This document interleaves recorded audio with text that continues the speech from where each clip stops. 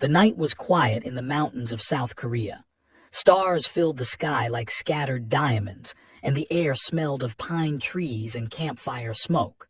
A small family had set up their tent near a stream, far away from the noise of the city.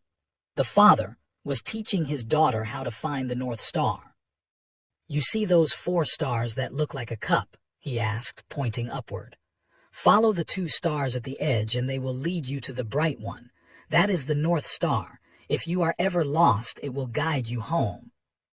7-year-old nodded seriously, her small face full of concentration. She loved these camping trips with her parents. Her mother sat nearby, warming her hands by the fire and watching them with a soft smile. None of them noticed the shadow that passed across the stars. None of them heard the silent hum of technology far beyond human understanding. High above Earth, the scout vessel called the Pale Dominion hung in orbit. Its gray metal body was almost invisible against the darkness of space. Inside, Commander studied the planet below with cold, calculating eyes. His skin was pale blue, and his face had sharp angles that made him look like he was always angry. In truth, he was simply bored. "Status report," he demanded. His subordinate, Lieutenant, stepped forward eagerly, was young and ambitious, always looking for ways to impress his superiors. "We have identified several isolated human specimens, Commander. The genetic diversity on this planet is remarkable. Our scientists will be very pleased with the samples." Nodded without interest. Earth was classified as a primitive world, protected by Galactic Council law. They were only allowed to collect dead organic matter and environmental samples. Living specimens were strictly forbidden, but had other ideas. He had been watching the small family in the mountains. The child was perfect, young, healthy, and isolated. No one would know. No one would care. These humans were barely more than animals after all. They had not even discovered faster-than-light travel. What could they possibly do? Without telling his commander, activated the collection beam. Down on Earth suddenly felt strange. The air around her became thick and heavy like she was underwater. She tried to call out to her father, but no sound came from her mouth. Then a blue light surrounded her, so bright that it hurt her eyes. Turned just in time to see his daughter rising into the air. For a moment, his mind could not understand what he was seeing. Then instinct took over. He lunged forward, reaching for her, his fingers brushing against her shoe. "YUNA," he screamed. But she was already gone. The light pulled her upward, faster and faster, until she vanished into the night sky. Fell to his knees, staring at the stars in disbelief. Behind him collapsed, her scream echoing through the empty mountains. On the Pale Dominion, smiled proudly as the collection chamber sealed. Inside, a small human girl lay unconscious on the metal floor. She looked so fragile, so harmless. He could not understand why the council had made such strict rules about this species. His smile faded when Commander stormed into the room. "What have you done?" demanded, his voice sharp with fury. "I collected a specimen, Commander, a living one. Think of how valuable this will be for our research. We will be rewarded." Grabbed by his uniform and slammed him against the wall. "You fool! You absolute fool! Do you have any idea what you have done?" Before could answer, another voice spoke from the doorway. It was old and tired, carrying the weight of many years. "He has doomed us all." High Scholar entered the room slowly. He was ancient by standards, his blue skin faded to gray, his body bent with age, but his eyes were sharp and full of fear, real fear, the kind that had never seen in him before. "High Scholar," said, releasing, "surely you exaggerate. They are primitives. They cannot even leave their own planet." Walked to a control panel and began accessing files that had never seen before. They were classified at the highest level, hidden from all but the oldest members of the government. "Sit down," commanded, "both of you, and listen carefully. What I am about to tell you is not taught in our schools. It is not spoken of in public. Because if our people knew the truth, they would never sleep peacefully again.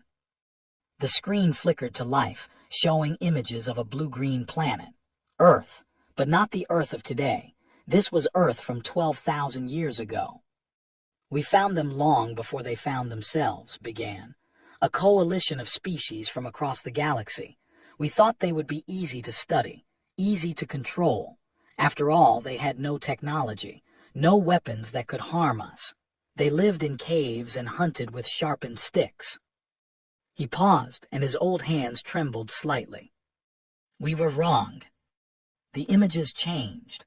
Now they showed landing parties along with members of other species setting up research stations on Earth. At first, everything seemed normal, but then the footage became chaotic, shaky, terrifying. They learned our patterns within days. They watched us from the shadows, studying us the way we studied them, and then they attacked. The screen showed humans, not the soft, civilized humans of the modern age. These were warriors. Their faces were painted with mud and blood. Their eyes burned with a fierce, unstoppable rage. They carried weapons made from stone and bone, but they used them with deadly skill. They followed our teams for days without rest. They did not stop to eat. They did not stop to sleep. When our soldiers collapsed from exhaustion, the humans were still coming, always coming. His face had gone pale, but our weapons, our technology. They learned to avoid our weapons. They learned to set traps. They used fire to blind our sensors, and when we killed one of them, 10 more would appear. His voice dropped to a whisper. They ate our dead, Lieutenant, not for food, as a message. The final images showed ships fleeing Earth, burning as they rose through the atmosphere. Humans stood on the ground below, watching them go. Some raised their primitive weapons in triumph. Others simply stared, their eyes promising that this was not over. We lost 3 ships and 400 personnel before we escaped, said. The coalition agreed to never return. Earth was classified as forbidden. Do not contact. Not to protect them, Lieutenant, to protect us. He turned off the screen and faced with ancient, tired eyes. And now you have stolen one of their children. Tried to speak, but no words came out. Commander stood in silence, his mind racing through the implications. We will return the child, said finally. We will erase her memories and return her before anyone notices.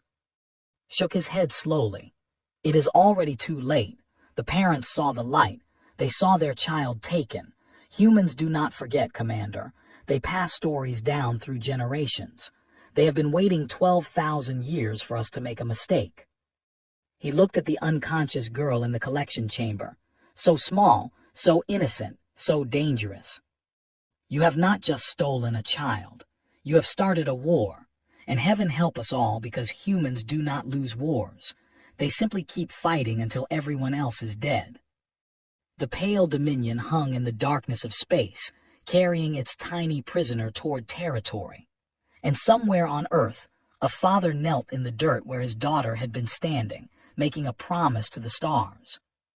He would find her, no matter how far, no matter how long, no matter what he had to become. He would bring his daughter home. 6 months had passed since the night disappeared. The police had closed the case. The government had offered empty apologies. The world had moved on, but had not moved on. He could not. Every time he closed his eyes, he saw that blue light. He saw his daughter floating away from him, her small hand reaching out, her eyes wide with fear. He had stopped sleeping. He had stopped eating properly. His wife had begged him to accept what happened, to grieve and heal. But how could he grieve when he knew the truth? His daughter was not dead. She had been taken, and if she had been taken, then she could be found. His military training had given him many skills. As a former Republic of Korea Marine, he knew how to fight. He knew how to survive. He knew how to plan. But most importantly, he knew how to never give up. Started by searching the internet. He found thousands of stories about strange lights in the sky, about people who claimed to have been taken and returned. Most people laughed at these stories. Scientists dismissed them, governments them, but saw patterns. He saw consistency. He saw truth hiding in the noise. He reached out to the people who had been laughed at, the conspiracy theorists, the outcasts, the ones who had seen things that should not exist. The first person to answer him had been a brilliant aerospace engineer working for one of Korea's top space technology companies. 3 years ago, he had detected an unusual signal while monitoring satellite data. The signal came from deep space, and it was clearly artificial. When he reported it to his superiors, they told him to forget it. When he refused, they fired him and destroyed his reputation. Now lived in a small apartment filled with computers and equipment he had built himself. His walls were covered with charts and calculations. He had spent years trying to prove what he knew was true. And now, finally, someone believed him. "I can show you the signal," said when they met. "It comes from the same direction every time. Someone out there is watching us. They have been watching for a very long time." The second person to join them was Sumi. She was young, barely 25, but she was one of the best hackers in the country. The government did not know her real name. They only knew her by her online identity, and they had been trying to catch her for years. Sumi had found something strange while breaking into classified satellite systems. There were files that did not officially exist, records of objects moving through space that were not asteroids or satellites. Some of these objects had entered Earth's atmosphere and left again. The data matched perfectly with reports of strange lights in the sky. "They think they can hide this from us," Sumi said, her fingers flying across her keyboard. "But everything leaves a trail, everything." The third person was Captain. He was old now, retired from the Navy, but his eyes still held the sharpness of a man who had spent his life watching the seas and skis. During his career, he had encountered things that he could not explain. Ships that moved too fast, lights beneath the ocean that glowed with colors he had never seen. He had reported these things through proper channels, and he had been told to stay quiet. "There are projects," said carefully. "Black budget, no official record. Some governments have been collecting materials from crash sites for decades. They don't understand what they have, but they're trying to learn." Together, these 4 people formed a team. They shared information. They combined their skills, and slowly, piece by piece, they began to build a picture of the truth. The species that took were not from this solar system. They used technology that bent the laws of physics as humans understood them. They could travel faster than light. They could hide their ships from human sensors, but they were not perfect. They left traces, energy signatures that lingered in the atmosphere, radiation patterns that did not match any natural source. Analyzed the data from the night of the abduction. He found the trajectory of the alien vessel. Sumi hacked into classified databases and found more information about the species that had been secretly observing Earth. Used his old military contacts to locate pieces of alien technology that had been hidden in government storage facilities. It took them months, but they finally had what they needed.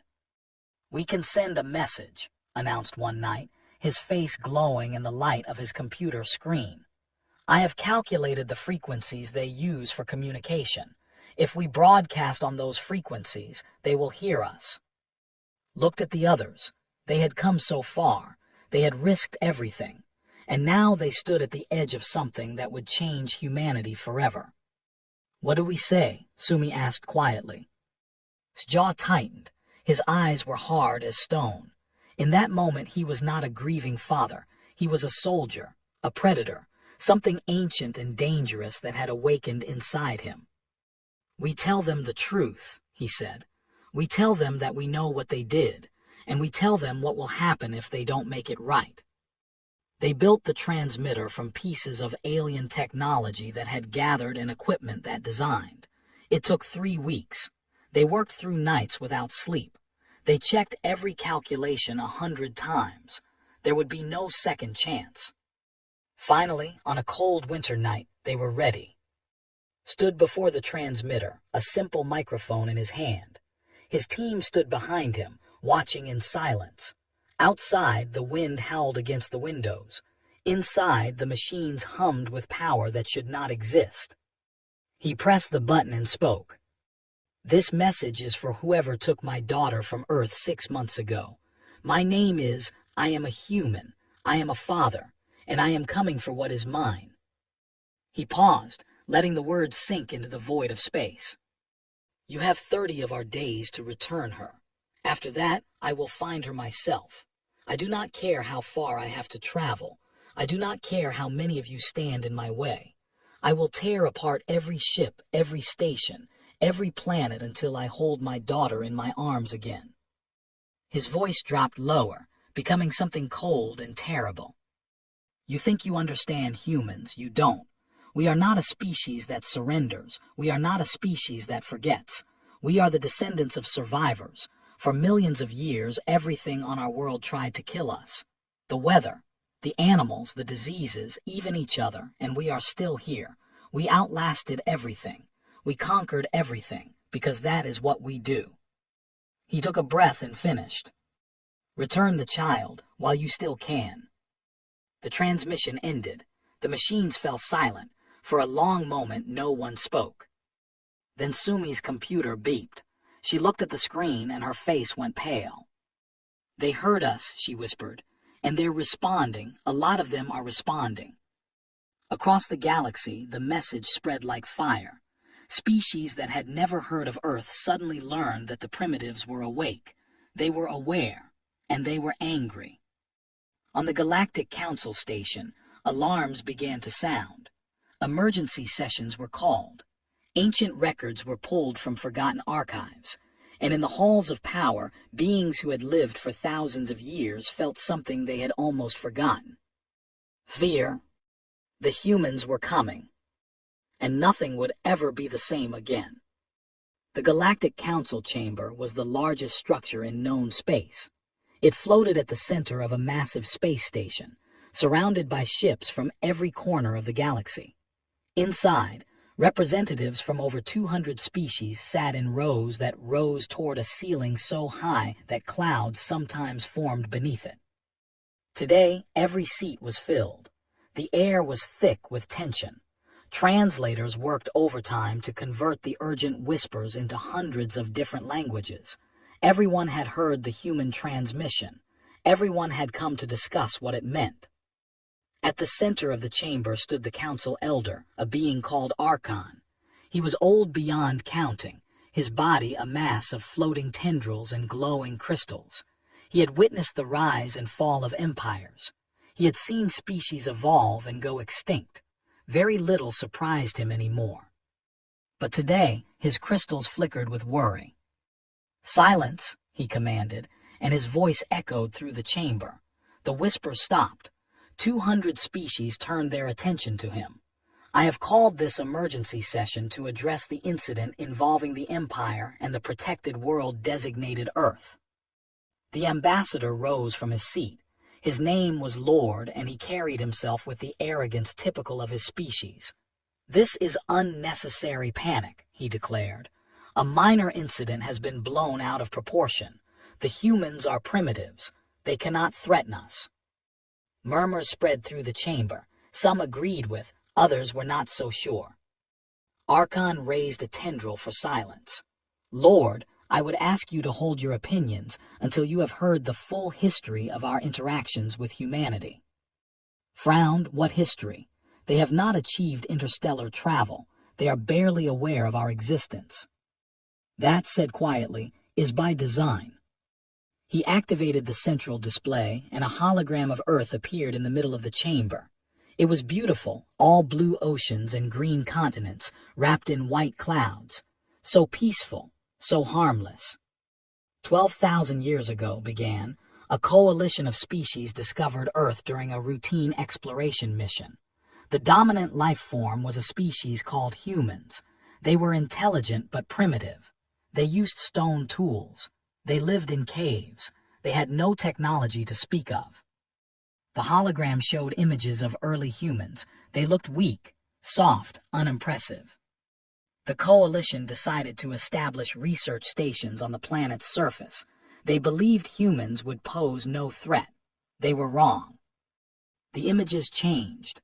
Now they showed alien research camps being attacked, fires burning, ships crashing, and everywhere humans. Not the calm, civilized humans that modern observers might expect. These were hunters, warriors, killers. Within 30 days, every research station had been destroyed. Every landing party had been killed or forced to retreat. The coalition sent military forces to restore order. They were defeated as well. Lord laughed nervously. Impossible. We had energy weapons, shields, aircraft. How could primitives with rocks defeat us? Because they did not fight the way we expected, answered. They did not form armies and charge at our positions. They watched, they waited, they learned. Then they attacked from shadows, disappeared before we could respond, and attacked again. They turned our technology against us. They set traps that our sensors could not detect, and they never ever stopped. He paused to let the words sink in. Our soldiers needed rest. Humans did not rest. Our soldiers needed supply lines. Humans ate whatever they could find, including our dead. Our soldiers followed military protocols. Humans followed only one rule: win at any cost. The chamber had gone completely silent. The coalition retreated after losing 3 ships and over 400 personnel.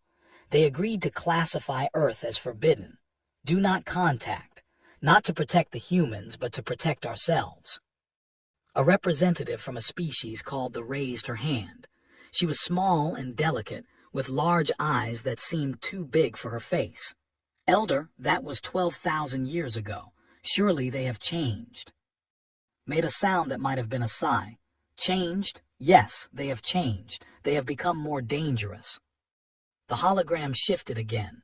Now it showed Earth through the ages, cities rising and falling, armies marching across continents, weapons growing more terrible with each century. They invented organized warfare. They created weapons that could kill thousands in seconds. They split the atom and built devices capable of destroying their entire planet. And when they had those weapons, do you know what they did? No one answered. They pointed them at each other, not at us, at themselves. For decades, they lived under the threat of total annihilation, and they simply accepted it. They went to work. They raised families. They built civilizations in the shadow of their own extinction. Crystals pulsed with something like awe. What kind of species does that? What kind of mind looks at the end of all things and says, I will continue anyway? Lord had stopped smiling. His blue face had gone pale. But that is not the worst part, continued. The worst part is what we have observed about their behavior toward their young. The hologram showed images of human parents, mothers holding bobbies, fathers playing with children, teachers protecting students, soldiers carrying wounded children to safety. Humans bond with their offspring in ways that we do not fully understand. The connection is not merely biological, it is psychological, spiritual. A human parent will sacrifice everything for their child, their health, their sanity, their lives. They will fight enemies they cannot defeat. They will face odds that guarantee their death. And they will not stop. They cannot stop. Something in their brains will not allow it. He turned directly to Lord. Your people stole a human child. You did not take a specimen. You did not collect a sample. You took the most precious thing that a human possesses. And now her father has promised to come for her. Swallowed hard, one human cannot threaten the empire. One human has already shown that they can reach your communication frequencies. One human has already announced to the galaxy that your species committed an act of war against a protected world. And one human has promised that he will tear apart every ship, every station, every planet until he finds his daughter. Moved closer too, his tendrils drifting like smoke. Do you think he is lying? Do you think he will give up?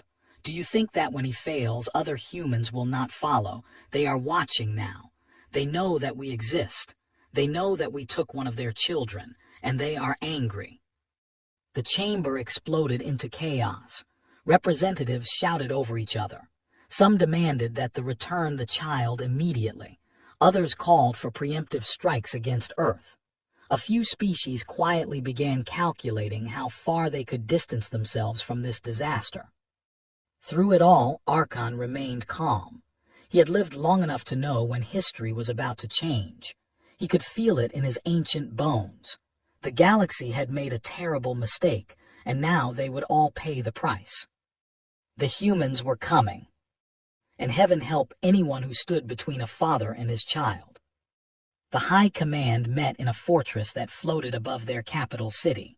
The room was circular, with tall windows that looked out over a world of purple skies and silver towers. Around the central table sat the most powerful military leaders of the Empire. They had conquered dozens of species. They had won hundreds of wars. They feared nothing. Or so they had believed. Commander stood before them, explaining the situation with a calm voice that hid his growing terror. The human transmission has spread across every communication network in the galaxy. Our allies are questioning us. Our enemies are watching. The Galactic Council has demanded that we return the child and submit to their judgment. General, the oldest and most decorated member of High Command, slammed his fist on the table. We do not submit to anyone. We are the Empire. We have crushed species far more advanced than these humans. With respect, General, replied carefully, the historical records suggest that humans are different from any species we have faced before. Historical records from 12,000 years ago, sneered. Written by cowards who were afraid of primitives with pointed sticks. Times have changed. We have weapons that can destroy planets. What can one human father do against that? Before could answer, an alarm began to sound. Red lights flashed across the room. A young officer rushed in, his face white with shock. Generals, an unknown vessel has entered space. Laughed one vessel. Send a patrol to destroy it. The officer shook his head. Sir, you don't understand. The vessel appeared from nowhere. It jumped directly into our territory without using any known hyperspace lanes. Our sensors cannot identify its technology, and it is broadcasting a message. He activated a display, and a voice filled the room. It was rough and tired, but underneath that tiredness was something hard as iron. I have come for my daughter. Anyone who helps me will be remembered as a friend. Anyone who stands in my way will be remembered as an enemy. The general stared at the display in disbelief. How demanded? How did a primitive reach our space? Intelligence reports flooded in over the next hour. The human vessel was small, barely larger than a shuttle. Its design was crude, a patchwork of stolen alien technology and human engineering.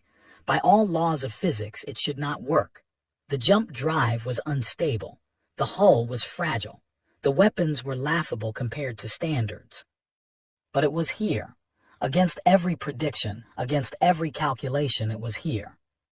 And it was not alone. Inside the vessel, stood at the controls, surrounded by 11 other humans.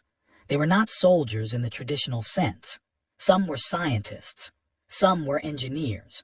Some were simply ordinary people who had lost faith in a world that refused to believe the truth. But they had all volunteered for this mission, knowing that they would probably never return. Sat at the navigation console, monitoring their unstable drive. They are mobilizing their fleet. I count over 300 warships moving to intercept us. Sumi worked at her station, her fingers dancing across holographic displays. I've hacked into their communication network. They're panicking. They don't understand how we got here. Captain stood beside, his old eyes fixed on the stars ahead. 300 ships against one. Those are not good odds. His jaw was tight. I've faced worse. Looked at him when? Every night for the past year, in my dreams, watching my daughter reach for me while I couldn't move. His hands gripped the controls until his knuckles turned white. This is better. This I can fight. Their ship pushed deeper into space. Behind them, the enemy fleet spread out like a net, trying to surround them, but did not run. He flew straight toward ignoring the warnings, ignoring the threats. Then something unexpected happened. Other ships began to appear. Not ships, ships from other species. They did not attack the humans. Instead, they opened communication channels and sent data packets. Star charts showing safe routes through defenses. Technical specifications revealing weaknesses in shields. Coordinates of hidden passages and unguarded sectors. Across the galaxy, species that had suffered under arrogance were taking a quiet revenge. They could not openly oppose the Empire, but they could help one small human ship in its impossible mission. Sumi stared at her screen in amazement. They're helping us, species I've never even heard of. They're all helping us. One message stood out from the rest. It came from an anonymous source and contained only a few words. We remember what you are, what you can become. Make them remember too. Read the message and felt something shift inside him. For months, he had felt alone, a single father against the universe. Now he understood that he was not alone.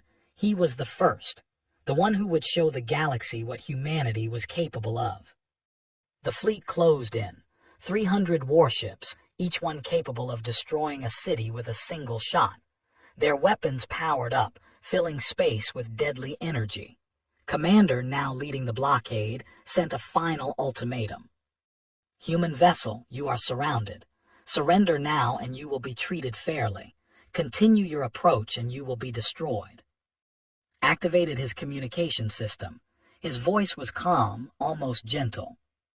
Commander, I want you to understand something. I am not here because I want to fight. I am not here because I want to start a war. I am here because your people took my daughter. If you return her to me now, I will leave peacefully. No one else needs to die. Hesitated. For a moment, he considered the offer. Then General's voice crackled through his earpiece, ordering him to destroy the human ship immediately. I'm sorry, replied. I cannot do that.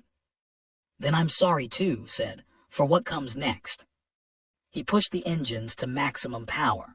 The small human ship shot forward, diving directly into the heart of the formation. It was suicide. Everyone knew it was suicide. The opened fire. Energy beams tore through space. Missiles streaked toward their target. The human vessel shook and burned as shots struck its hull. Alarms screamed. Smoke filled the cabin. One by one, systems failed, but did not slow down. At the last moment, the ship split apart. It was not destruction. It was transformation. 12 separate pods launched in different directions, each one carrying a single human, each one aimed at a different target on the below. 11 pods were destroyed before they reached the atmosphere. One made it through. His pod hit the planet's surface like a meteor. The impact should have killed him. The heat should have burned him alive. But humans had always been hard to kill. They survived when they should not survive. They kept moving when their bodies should have stopped. He crawled from the wreckage, his body broken but still functioning. Blood ran down his face. His left arm hung useless at his side. Every breath was agony. But ahead of him stood a military facility, and somewhere inside, his daughter was waiting. He picked up a metal bar from the wreckage. It was not much of a weapon, but it would do. He started walking. Behind him, the night sky burned with the debris of his fallen comrades. They had known this would happen. They had come anyway, because that was what humans did. They walked into the fire, and they did not stop. The military facility was a fortress of metal and light. Security systems covered every entrance. Armed guards patrolled every corridor. Energy shields protected every door. It was designed to be unbreakable. Broke it anyway. He moved through the outer perimeter like a ghost. His military training had taught him how to find weak points in any defense. His year of obsessive research had taught him how technology worked, and his love for his daughter had taught him that nothing was impossible. The first guards never saw him coming. He struck from the shadows, fast and silent. The metal bar in his hand was crude, but in his grip it became a deadly weapon. Bodies fell. Alarms sounded, but by the time reinforcements arrived, he had already moved on. Inside the facility's command center, panic was spreading. Officers shouted orders at each other. Screens showed the human intruder moving deeper into the building. He was heading directly for the research wing, where was being held. "How is he still alive?" one officer screamed. "He was in a crash that should have killed anyone. He's been shot multiple times. Why won't he fall?" No one had an answer. Moved through the corridors like something from a nightmare. His body was broken. 3 bullets had hit him since he entered the building. His left arm was completely useless now. Blood left a trail behind him wherever he walked, but his eyes were clear. His steps were steady, and his grip on the metal bar never weakened. He encountered a squad of elite soldiers blocking his path. There were 10 of them, armed with energy rifles, wearing heavy armor. They should have killed him easily. The fight lasted less than a minute.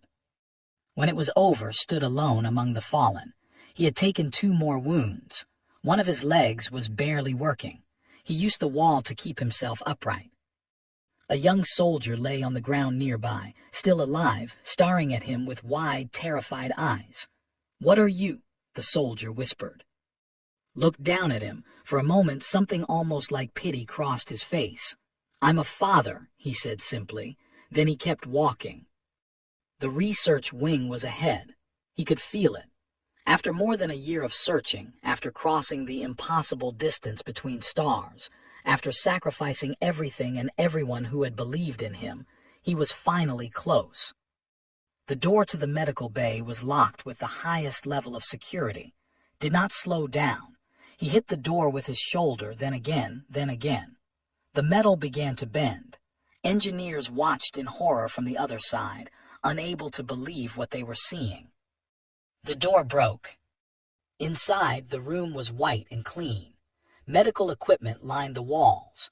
Scientists in sterile clothing backed away in terror. And in the center of the room, on a small bed surrounded by monitoring devices, lay a 7-year-old girl with black hair and Korean features. She was unconscious, sedated for the journey, but she was alive, she was whole, she was still his daughter. Dropped the metal bar. It clattered on the floor with a sound that echoed through the silent room. He stumbled forward, his broken body finally starting to give out. But he would not fall. Not yet. Not until he held her. He reached the bed and looked down at her face. She was older than he remembered. They had kept her for over a year. She had grown without him. She had been afraid without him. She had been alone without him. Tears rolled down his face, mixing with the blood. He had not cried since the night she was taken. He had not allowed himself to feel anything except the cold determination to get her back. But now, finally, the walls inside him crumbled. He whispered, "Daddy's here. Daddy came for you." He gathered her in his arms, careful not to disturb the medical equipment. She was so light, so small, so precious. Behind him, the scientists watched in stunned silence. One of them, an older female with gray skin and kind eyes, slowly raised her hands in surrender. "We did not hurt her," she said quietly. "We studied her, yes, but we did not hurt her. She will wake soon. She will be fine."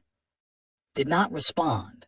He simply held his daughter, feeling her heartbeat against his chest, and let himself breathe for the first time in over a year. The aftermath came quickly.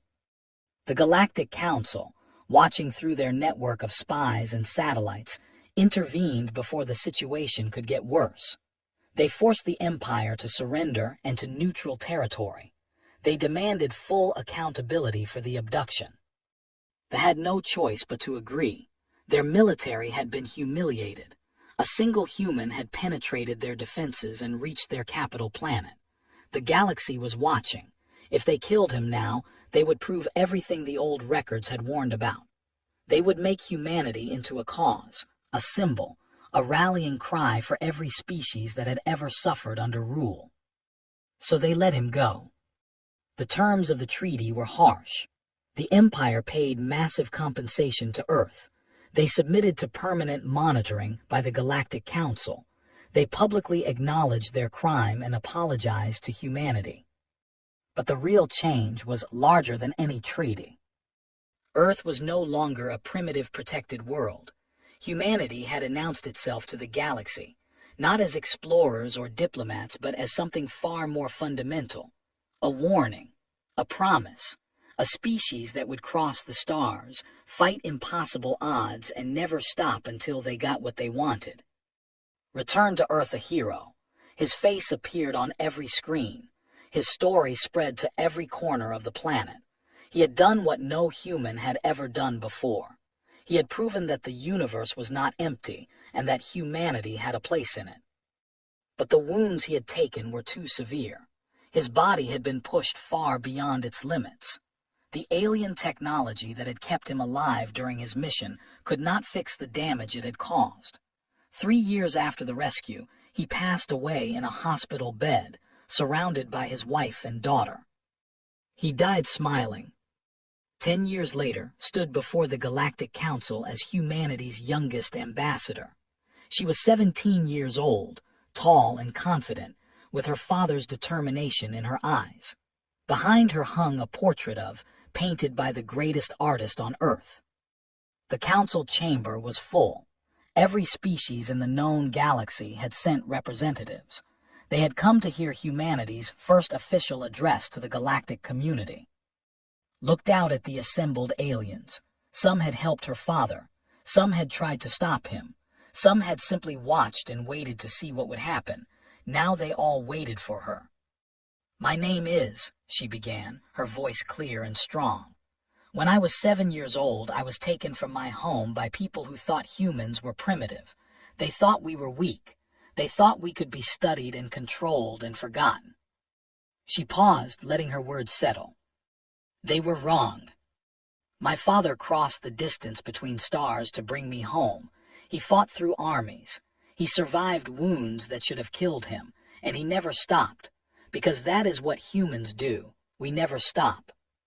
She stepped forward, closer to the council. "We come to you now not as conquerors or victims. We come as equals. We have proven what we are capable of. We have shown you our strength. But strength alone does not build civilizations. Compassion does. Cooperation does. Understanding does." Her voice softened. "My father taught me that the universe is vast and full of wonders. He also taught me that family is worth any price.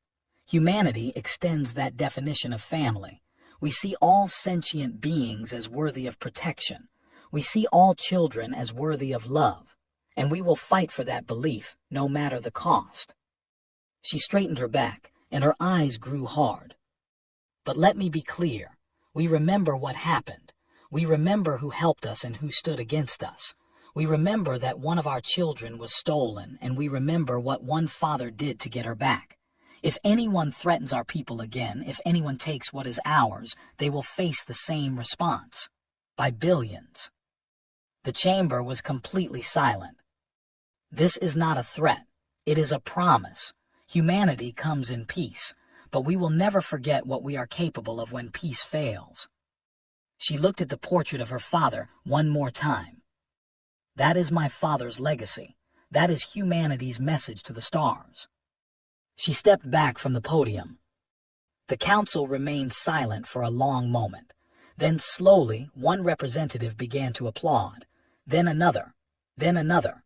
Soon the entire chamber was filled with the sound of hundreds of species acknowledging what they had witnessed. A new age had begun. And across the galaxy, in every empire and every world, a simple truth was now understood. You do not take a human child, because their parents will come for them. And they will never, ever stop.